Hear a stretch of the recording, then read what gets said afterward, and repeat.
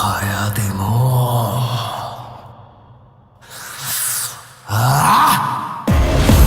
ঢাকায় চলচ্চিত্রে আবারও অন্ধকার ও ভয়ঙ্কর গল্প নিয়ে ফিরছেন নির্মাতা মেহেদী হাসান হৃদয় ও প্রযোজক শেহরিন সুমি। শাকিব খানের বরবাদের সাফল্যের পর প্রকাশ হয়েছে তাদের নতুন সিনেমা রাক্ষসের ফার্স্ট লুক, যেখানে প্রধান চরিত্রে অভিনয় করছেন সিয়াম আহমেদ। ফার্স্ট লুকে দেখা যায় রক্তে ছোপ ছোপ সাদা ঘর, বাথটাবে নিথর একটি বাঘ আর হাতে কুড়াল ও পিস্তল নিয়ে দাঁড়িয়ে থাকা সিয়াম।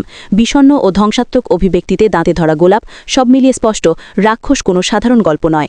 অনুষ্ঠানে সিয়াম জানান চরিত্রটির জন্য তাকে 9 মাস কঠোর পরিশ্রম করতে হয়েছে। তার ভাষায়, সিনেমাটি দেখাবে ভালোবাসার জন্য মানুষ কতটা ভায়োলেন্ট হয়ে উঠতে পারে। সিনেমায় সিয়ামের বিপরীতে রয়েছেন ওপার বাংলার অভিনেত্রী সুস্মিতা চ্যাটার্জি। ছবির কিছু অংশ শ্রীলঙ্কা ও মালয়েশিয়ায় চিত্রায়িত হবে। ফার্স্ট লুক দেখে বোঝা যাচ্ছে রাক্ষসের মাধ্যমে ঢাকায় সিনেমায় আরও এক ধাপ এগোতে যাচ্ছে অন্ধকার ও ভায়োলেন্সের নতুন জগৎ।